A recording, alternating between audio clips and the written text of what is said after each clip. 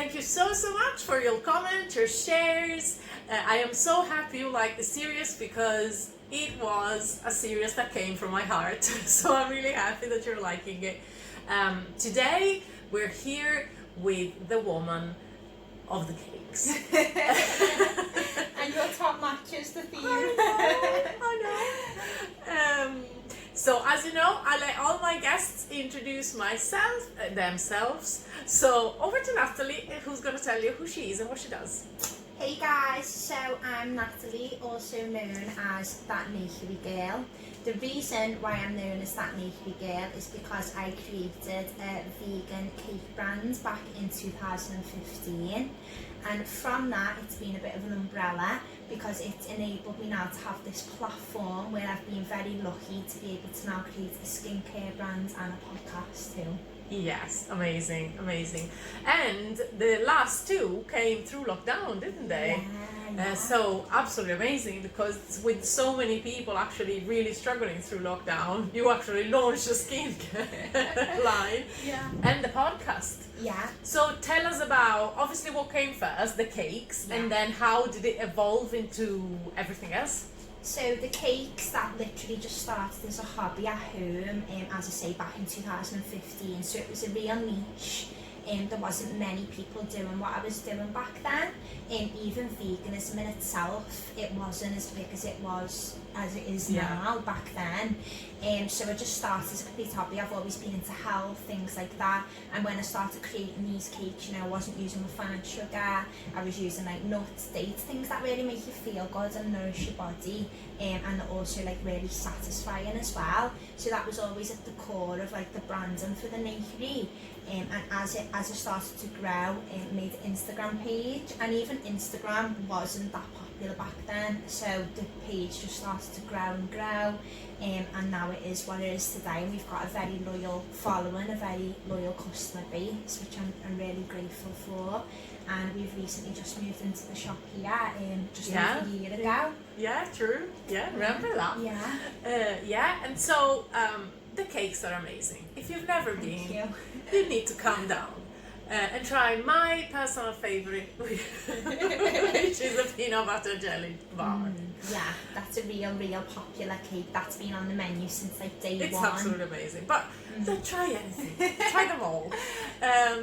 Personally, I think I've tried them, almost all of them, and there isn't one that I think I'm not gonna have that one again. Obviously, I've got my favorites, as you know, but there isn't one that I go, nah, that wasn't me. Even if you're not vegan, even if you're not into health, these things taste absolutely amazing. Thank you. So they do. So how did you go from the cakes to the skincare? So as the Nakery started to grow, I've got 5 staff now, so I employ 5 staff. So that's kind of taking care of itself in a way. I still oversee it and I still manage it, but this frees up a bit of time for me to then explore other areas that I was passionate about.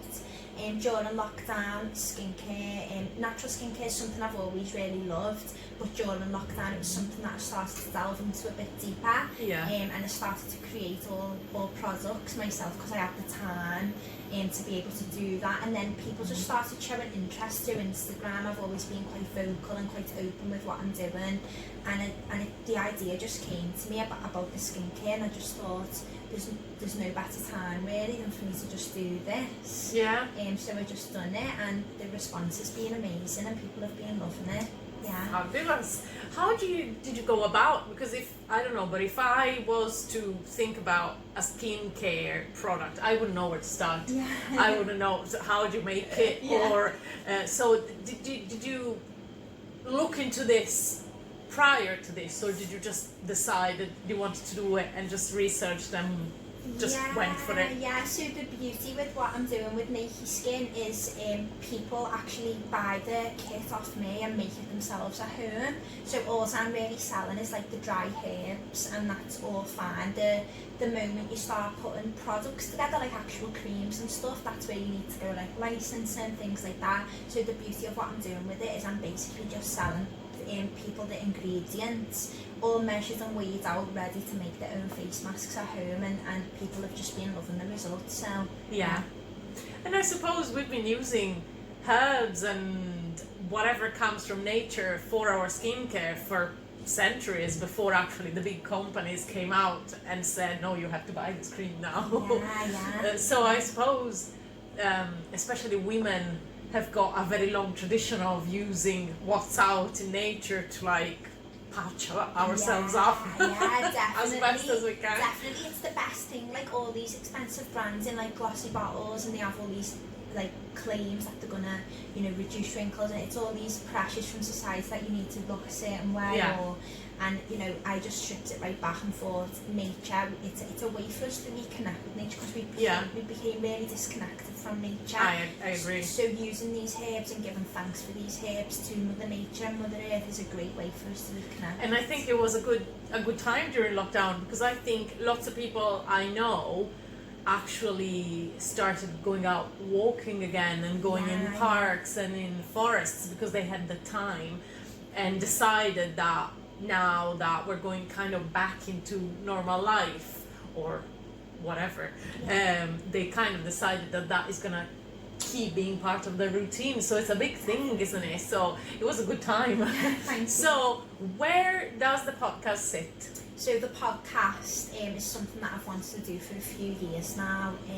I listened to a couple of podcasts myself, and I always seen this kind of gap for a podcast that kind of gets a guest on and lets them tell their story, but doesn't like overly interrupt or interfere. So a lot of podcasts that I was watching, like you have a few guests like talking over each other, and it was just really like, it was like my pet peeve. And what I found myself being better at through meditation was being able to give someone space. And when you give someone space to tell their story from start to finish, and you know, however long it takes, an hour and a half or whatever, that is a really powerful, magical thing to be able to do for someone. And just hearing all these different you know, people come on and tell me about their story and their background, and it's just really, really amazing. It's probably the most rewarding work that I'm doing at the moment. Yeah. So amazing. It sounds like you're doing amazing, and very well deserved, I would say. You started really young, didn't you? Yeah, so I was 18. Yeah. So it's a big thing, because I think there is a big thing now in society about you can only start a business if you've got the money or the knowledge, or and this is what this series is about. Is about showing people that I say this every episode. Starting a business out of passion doesn't necessarily mean you're not going to make any money. And we like money. We all like money. We all want to make money. We all start businesses to make money. Again, this is another thing I say at every episode, but it's the point, isn't it? It doesn't necessarily mean you only start a business because you want to make money. Of course. And if you do start the business out of passion, as you've done, then you see another thing you're passionate about, and you think, I can link it in, and then I can link this in. But because it didn't start out of a dry idea, it all fits in together, isn't it? So definitely, I think if this series has got a goal, this is what it is showing people that the passion people are putting in their own business doesn't mean that, you know, the fact that they started it out of a passion doesn't mean that it's little homemade businesses that are not going to go anywhere. So, and I think that's a big thing. I think people are going, especially after lockdown now, people have had the time to look at their lives and go, maybe this is not what I want to do. 100%. And you've got to have that passion. So important, because if you don't have the passion, when you start, you know, it's not easy starting a business. It's definitely not easy. And when you come across these stumbling blocks, or you go through these ups and downs, if you don't have that underlying passion and that real love for what you're doing, then there's no way, you know, a drive for money is not going to get you through that, because there's going to be times where you don't make any money. And if you're not making any money, and money is your motivation, then, you know, something's got to pull you through that, hasn't it? And it's true passion that will do that. Exactly. Which I think takes us to our next question, which is why Liverpool?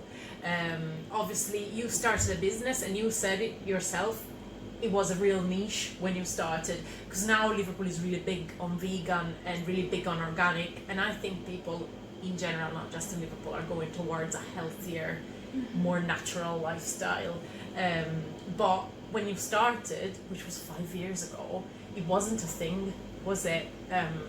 So why didn't you go, you know what, I'm gonna go somewhere where there is more of a, you know, people are more aware of what I'm doing, and so I'm gonna have clients straight away? Yeah, you know, it's a good point, and the answer to that would be, you know, I look around my community and I look around and I see people are more disconnected than ever, and we need that reconnection, and I just want to be able to give back to my community. And if I can make people, we have customers coming here who are just like normal, like guys from whoever, and they come in and they're not necessarily vegan, they're not necessarily interested in health. They come in and they try the treat and they say, oh, this is better than, you know, what a cake from the supermarket or whatever. And it's always been at the core of what I'm doing, is to be able to give back, and also to be able to show people that it can be done, because especially like growing up in Liverpool, I grew up in Norris Green, and people think that there's only one, you know, you just have to go to school and go to uni and there's only one path. I just want to be able to show people that you don't necessarily have to follow that path, and you can be, you know, you can innovate, you can do things differently, and by doing that I'm kind of setting the example that, you know, it can be done, and that's what I want to be able to bring to people, is that example that it definitely can be done. I agree. It can be done. Which takes us to our next question. So if anyone is watching and they're thinking, you know, I've got this idea, but I don't know if there's a market, or I don't know, you know, I don't know if people are gonna welcome it, or I don't know where to start from, especially if they're as young as you were when you start this. Is there like a motto you live by, or is there some advice you want to give, or, you know, if you had to say this is the one thing you have to do to succeed, this is it? Anything for anyone who's watching and wants some guidance? So I always say this, and people who've heard me speak before will probably know that this is like my go-to bit of advice, but the main thing that you've got to have is patience. 1,000,000%, you've just got to have patience, because we live in a world where we're getting, it's instant gratification. You know, you can go on, you can search something, it's there on Google, you know, shopping's easier than ever online, we're getting likes, we're getting these instant gratification from like Instagram, things like that.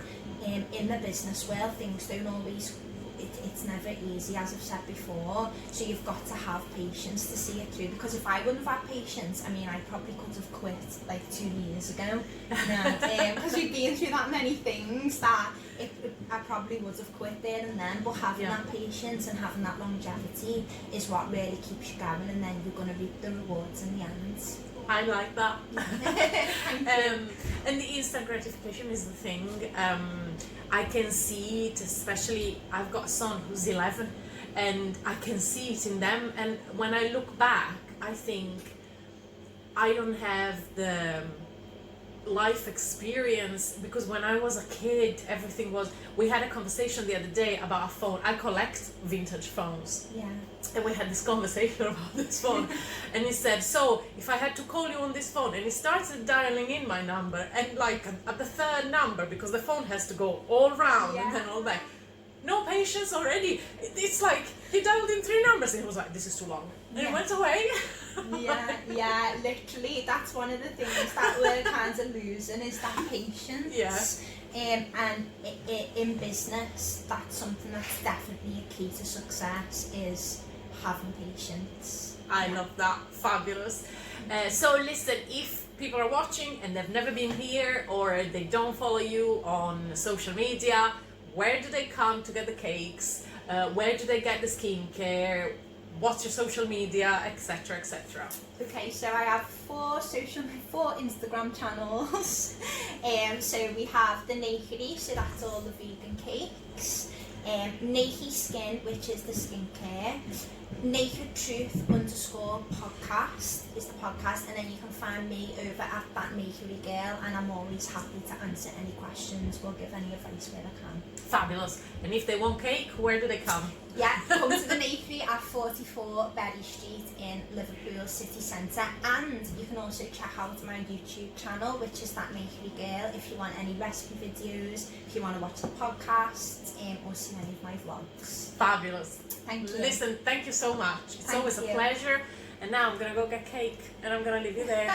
See you soon. Bye.